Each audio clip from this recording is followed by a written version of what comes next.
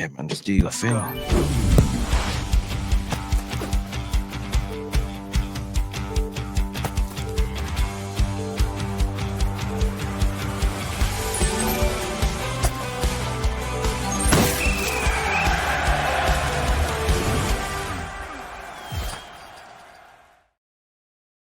Yes, and welcome back to We Are the South Stand ahead of the Manchester Derby. Make sure you get involved in Match Bingo for the Derby. Like I've always said, £2 a line, but if you deposit a minimum of £5, you will get £15 to bet with. And of course, go and check out OK Jerseys, £15 a jersey. You can see a load behind him. I've got this one on. Top quality. I've got this one on, and I've got this one on for a reason. Now, you weren't born. You weren't born. Yeah, I was actually. So, 1989. Yeah. We just got promoted. Okay. It was before your golden era. Yeah. And we were. I think it was September. It was. I think we'd taken something like 4 points from a possible 18, and we beat you 5-1 at Main Road. Wow, that shirt means a lot then. Yeah. Hopefully it doesn't mean anything on Sunday. Yeah, I mean, so for people that don't know, this is Ty, not Arsenal Ty, but he's quite deluded like Arsenal Ty. But for those of you that don't know, this is who I started Never a Foul with. The original Never a Foul 5 years ago. I was trying to think earlier. Wow. So October 2020. The first derby we would have done on Never a Foul would have been Ollie time. Yeah, it would have been 2021. Yeah, 2020. Actually, the season of 2020 going into 2021, which was a season that you challenged. For we went top for a night. So obviously, if you watch Never a Foul, you get the shameless content. Listen, we are rivals, so we're going to have as much chest as both of us can do. But this show is one that you can listen to and dissect. It's actually, we're going to talk a bit of football. Because we need to, because this derby is, well, I think every derby we're always not really too sure on. It's so interesting. We're usually the favourites. Yeah, 100% agree with that. Big up everyone. Make sure you smash a like and subscribe as well. Get this to 10K. And of course, actually, what's your channel? Thai Sports. It will be in the description, so make sure, and that's all football content. Yeah, all football, and then Never a Foul as well. And Never a Foul. So but you'll catch us again on Saturday. But would you say that you are the favourites going into this one? No, but it's a great question to start at, Daps. And you know me, look, I'm going to be real. It's football at the end of the day. Context is key. I'm not going to say we're favourites, but I'm going to flip it. I've said all week that this is the least scared I've been going to the Etihad in about, I don't know, in years, and you could flip that round and say least scared means the most confident. It's probably the most confident I've been going to the Etihad in years, because normally I think, we're going to lose. The class is going to show, and Pep's going to do his thing. City would just find a way to win this game. But I'm actually going into it this weekend thinking we could actually win. So usually I say that you're always confident, but I don't really believe that you are confident. Whereas this time, look, I've said it. That going to the game, we're not going to, City fans aren't going to be walking there with the bounce that we've usually had, because we do watch football. Yeah. And last season was your worst season I've seen in my lifetime, literally. Yeah. Right. And that's not mocking it. It's in my lifetime, 15th, right? Yeah. And he took 4 points off of us. Yeah. And that was when Ahmad scored and he come. That was the first game. Second game was the most boring. Yeah, that's it. Draw. We just played out. So I think, and furthermore, I know it's only by 1 point, but you are ahead of us in the league. So you will be going to the ground, the United fans, with something to sing about. Yeah. They feel like at last they've got something to mock City about at the moment. So I do hear that. Now, where I am is, I wouldn't say I'm scared. Like some people saying, "Oh, Daps, are you scared of United?" Oh, is that among the City fan base? Well, look, the City fan base at the moment this is a derby, right? And look, the season you won the Champions League, we beat you, right? Yeah. Home and away, the Manchester derby, you can't call. Back when you were good and we weren't, 100%. You can't call it. Even when we've been good. It was the retro kit. I remember that. Benjani. It's just it's one of them ones where the Manchester derby, home or away, could go either way. 100%. Now, the City fans are going out ready for war. Okay. Yeah? But they're not bouncing, thinking, we're not going to the game kind of, this is going to be a walk in the park. Yeah. We're going to the game we must win. Yeah. And that's how I think we want the players. Isn't that a good thing though? Because I feel think like so. when you look at over the years, we've gone to, like, perfect example. Last year we finished 15th and went to Etihad and won, right? And you were in that slump as well. Yeah. When you had that slump, but this year, because you're feeling like that, that kind of puts me on guard, because as rivals and I was going to your ground, we kind of want you to have that energy of, yeah, it's going to be a walk in the park. We want you, you're going to win this. Because now, how many times can you say to me, and we've been doing this 5 years, and we've known each other longer than that, way longer. This is the first time I've heard you say, do you know what? We're not going there with that attitude. We're going there with the must-win attitude. The players need to step up. If the fans are feeling like that, the players are. So that means, are we going to get that City bounce back? Because look, let's be real. You're coming off a loss to Brighton in the last minute. You went 1-0 up. You lost at home to Tottenham. We know Tottenham, it's just a weird game. Tottenham have your number sometimes. We were poor that game. You've lost 2 out of your 3 games. So it is kind of like, right, international break, reset. Rodri's got a few more minutes from the international team. Let's get back to winning ways. Well, is that a scary thing for United? Well, the way I see it is, so we went away to international break. You're right. A lot of the players had lost 2 games in a row. Most of our players that did go to international break are coming back having won 2 games in a row. So already, and kind of the messages we were getting from a few of the senior players was, don't worry, we know what's got to be done. But for me, it's the Ruben Diaz, the Erling Haaland, the Rodri, the Bernardo Silva. They're the ones I'm looking to this game. The leaders. Where it's like, I didn't see enough fight against Brighton. I need to see fight. This is a derby. You know what it means. And furthermore, look, after you, we have Napoli, we have Arsenal, right?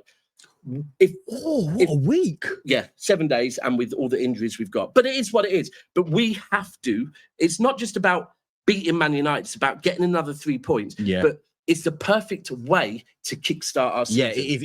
Yeah, it's like your season starts now. Yeah. That is exactly how I look at it. And it's like, now you said that, Napoli, tough. You know, Scott McTominay, you know, Højlund's gone there, De Bruyne is coming back. Also said Etihad, you got Conte as well. If you don't win this game, it's then questioning, okay, what's going to happen then going into the Arsenal game? What's going to happen going into the Napoli game? So this is like a kickstart to your season. At the same time, I'm now looking at it thinking, is this the perfect time for Manchester United to be playing you? Because we've kind of got, you know, the fans are, you know, a bit against Amorim and some are with him. But we got the win against Burnley and Bumo got his first goal out of the way, done. And we're now going to the Etihad thinking, right, they've lost 2 games in a row. And let's not forget, Amorim's never won 2 games in a row as Manchester United manager. And I'm thinking, is he not? No, he's never run 2 league games in a row as Manchester United manager. Just a little bit more pressure? Yes, there you go. A little bit more pressure. And you're thinking, right, would it be so typical that Ruben Amorim gets his first double win over Pep and also winning his first 2 games in a row for Manchester United? I think it's so interesting, Mike, because it's psychological, isn't it? And we're 3 games into the season. Start the season, I got told no one's scared of City anymore. We beat Wolves 4-0. Yeah. I'm being told City looks scary. Then we lose 2 games. No one's scared of City anymore. However, if we beat United, I then think, do you know what? We could go to the Emirates and get. I'm not going to say we're going to go to the Emirates and get 3 points. But you take a point. We could go and get a point. And then all of a sudden our season doesn't look as bad. Now, for me, the concerns here is, and what I was going to say before, by the way, I'm not scared of Manchester United. I'm scared of how we turn up.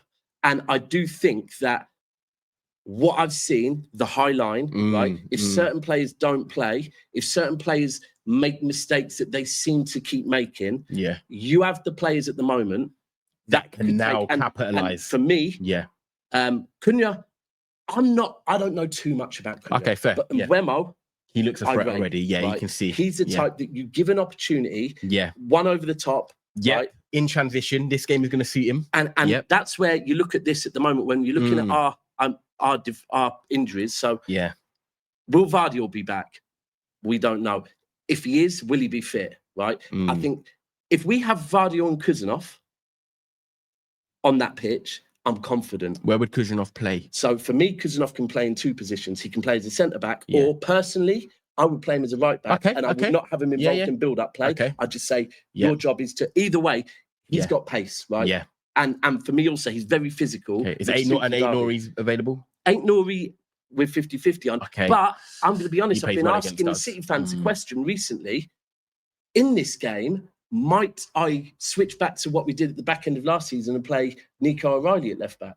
because Nico O'Reilly was quality at left back last season. Was that because the pressure was off and it was slightly like season Pressure for was you? on. We had to get Champions League football. Yeah, true. You had to get Champions League, but I feel like if you signed Nori from Wolves, he's played well against us in the past, very consistent left back, very technical. Is this the type of game that you're like looking at him thinking, okay, he might have his breakout game? Or are you thinking of it actually, he's up against Mbumo. We've lost 2 games. Could Mbumo capitalize on Nori's? And I'm not going to say it's a weakness, but he's great going forward. Defensively, and this is the problem for Man City. Gvardiol's brilliant, and I love him, but I think he's at centre-back now. This is going to be his position. Is Nori and Mbumo the matchup that we're looking to capitalize on, but also at the same time, can Mbumo do the work going backwards and stop Nori? Well, the thing is that's also interesting with Nori is if Marmoush was playing, then I would expect that he would be flying forward and Marmoush would be coming inside. Yeah. With Marmoush injured, Doku or maybe Savinho might start on the left.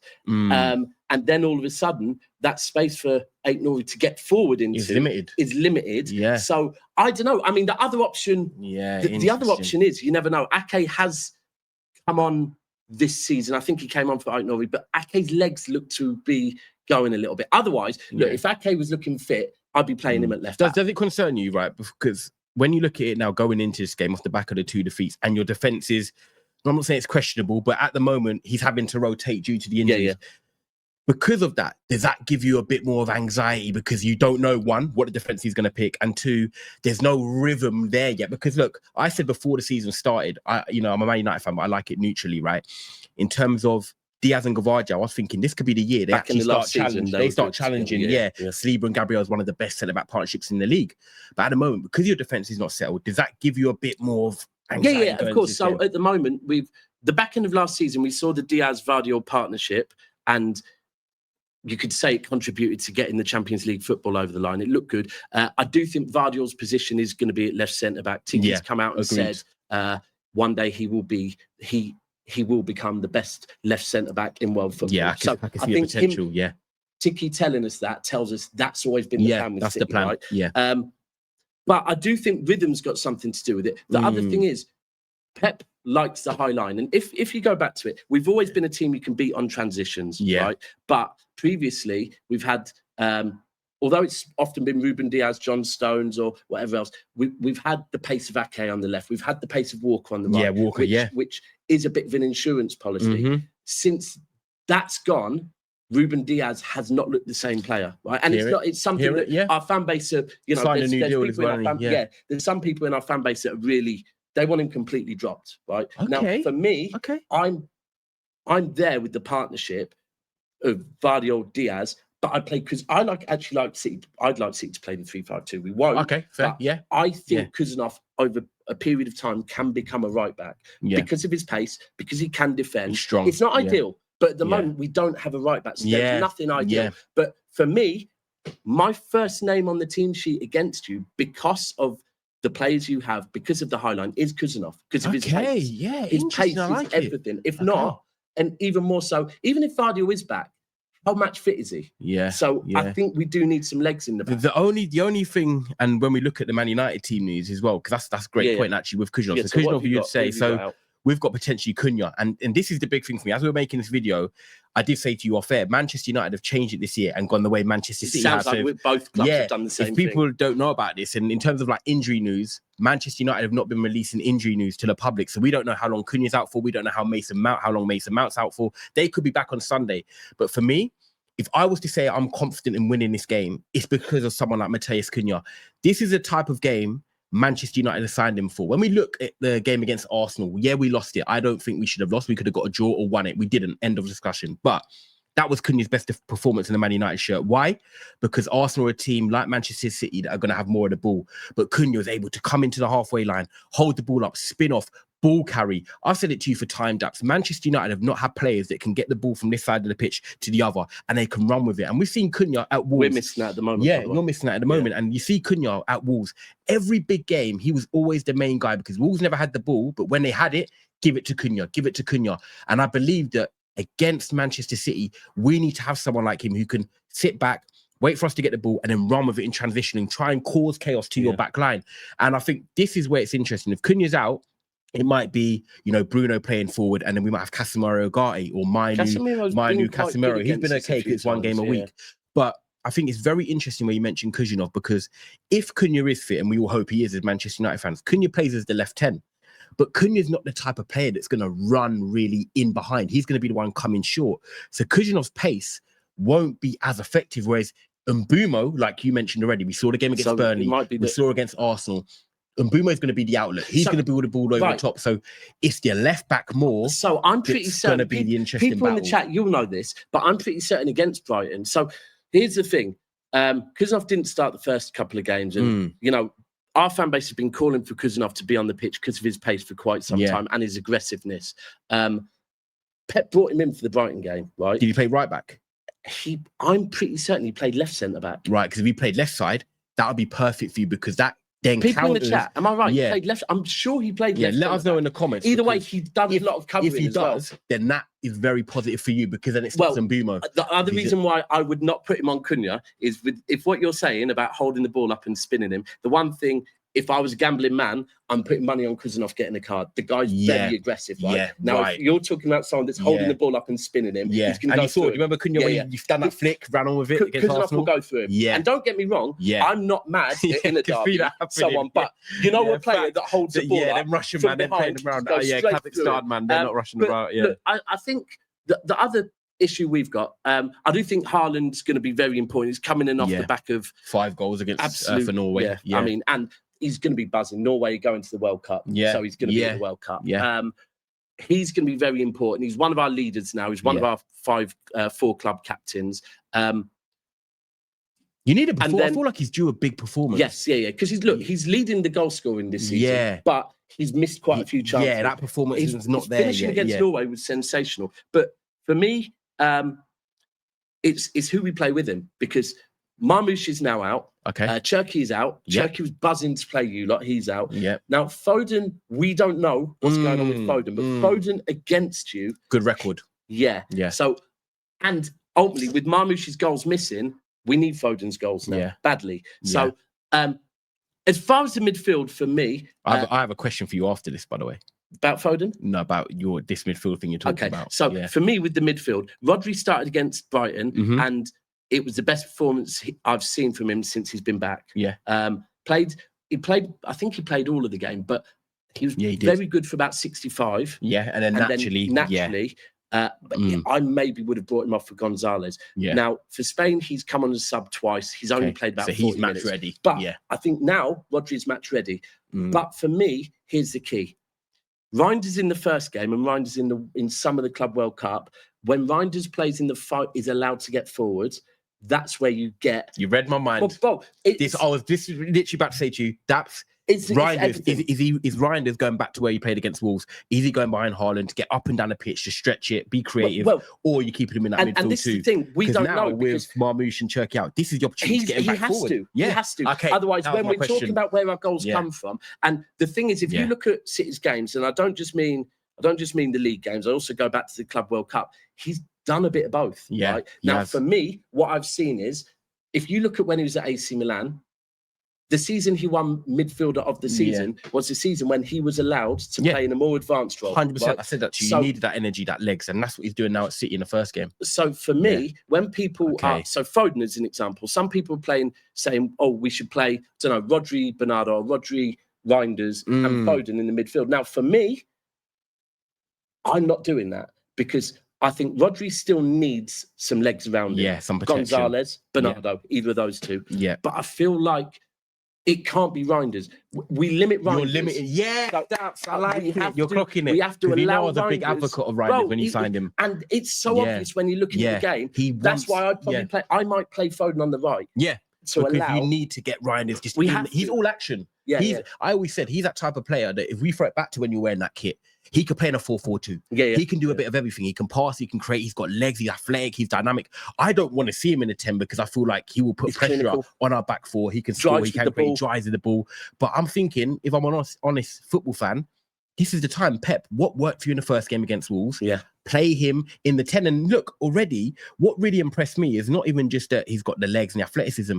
It's the passing in the final third. The second goal for Haaland, where he cuts it back from the byline, the intelligence to just find him and Haaland runs onto it. The weight on the pass. Like, Haaland looked like he was enjoying playing with him. And look, we all know that Kevin De Bruyne is gone now and he's a remarkable player. It's going to be hard to replicate De Bruyne. But if Reinders can do what he's good at, he could be one of the key reasons why you win on Sunday. If you play him in that forward mark. It's what he's... So when we bought him, everyone was saying, oh, he's a Gundogan replacement, right? But then I did actually hear someone say he's a bit more of a Frank Lampard type player. Yeah. And I hear that. I hear it. Yeah. But no, I for me, he can't be... And it's one of the things that, I guess, when we talk about our frustrations with Pep, right, it's that sometimes there's things that to us as City fans that seem so obvious when we watch games, but aren't to him, like the high line playing some pace, right? Or the fact that late subs or whatever it is, Or when we, like last season, when we needed ball carriers or when we needed legs in midfield and he's not giving Grealish a chance. It's like, how are we all seeing this Pep? But we all know Pep sees football differently. But I do think, I'm with you, Reinders is very important. You've got to remember, he's not a kid. I think he's 26. Yeah, right? 26. So he's one of the other ones that I'm looking at and going, all right, I understand it is your first season. But, you know, there's reasons he's got clauses in his contract about winning the Ballon d'Or and all sorts. These are the type of games that you're signed for to be a difference in big games. And the other difference, I guess, the other difference for us and for you is we might see two debuts in goal. Yeah, you know what? That's such an interesting one. I'm glad you asked, because when I look at it, obviously Onana's gone. Thank God for that. Let me just say that, people, obviously not being racial at all, but black guys shouldn't be goalkeepers. Let me just put that out there. No Shaka Islam. Dida. But yeah, I'm so glad Onana's gone. Bayindir's come in and he's been given the reins by Amrim this season. Poor against Arsenal in terms of, you know, they won because of the corner. He didn't make a save after that. We dominated them effectively, but that cost us 3 points or potentially a draw. He then made a mistake against Burnley where we went 2-2 and Bruno had to score a last-minute penalty to give us our first 3 points of the season. That's 2 mistakes in 3 games. Now, the new player that's come in, I'm not going to act like I watch Belgian football. I don't. But the difference for me is this.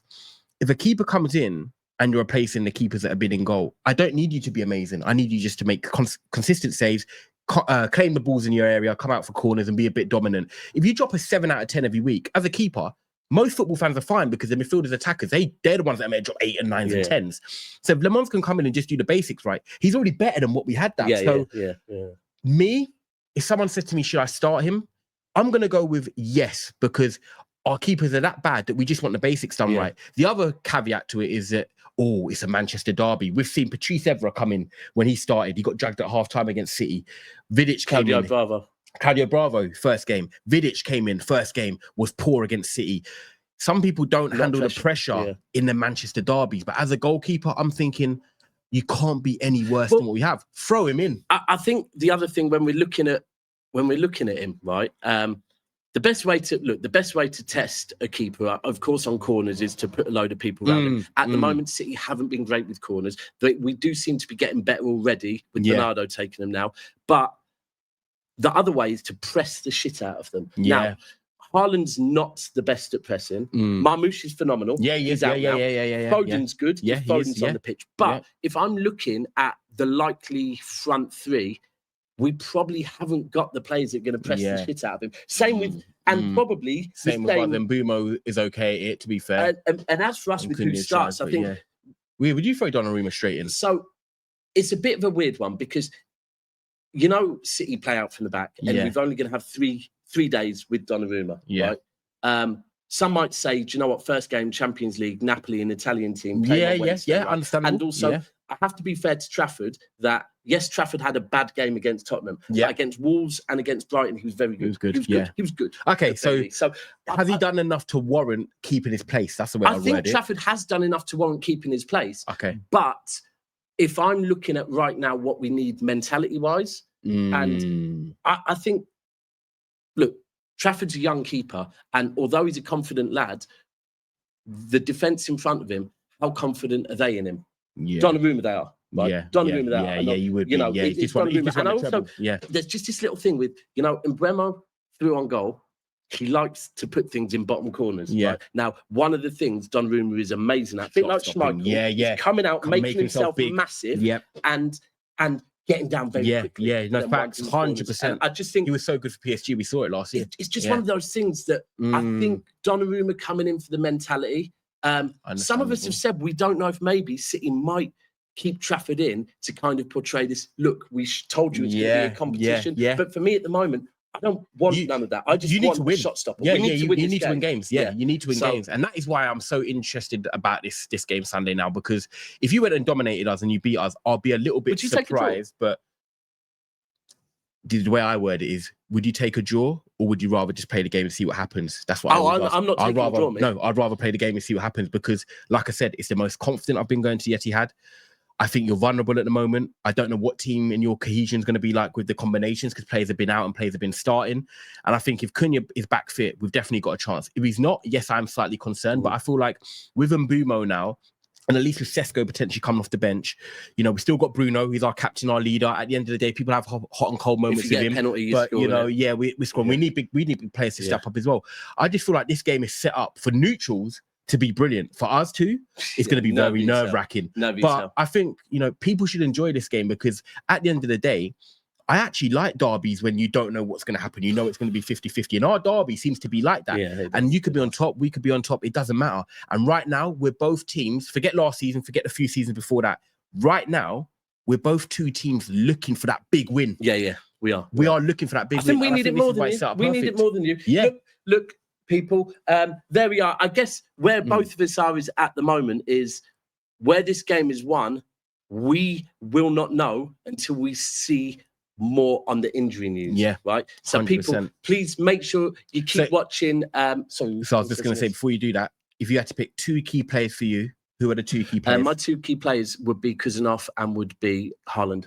Okay. Yeah. Khusanov for the pace and the aggression to, you know, if it gets a bit flat, he's going to pick up the crowd. Yeah. And Haaland, Haaland, when he gets chances, he needs to be clinical. We need to see the Haaland that when we beat you 6-6. We need to see that Haaland. Yeah, what about for you? I would go De Ligt, because I think De Ligt and Haaland's going to be a great battle, because he was on Gyökeres in the first game and he was pressing him, and I think he's going to be aggressive. So De Ligt, and then I'm going to go with Cunha if he's fit. If it's not, it's Mbumo. So one centre back and one attacker. So people, please make sure you keep watching the South Stand. We will be bringing you, as soon as we get news on any of the injuries and who's going to be starting. I've got a second preview coming along with rants.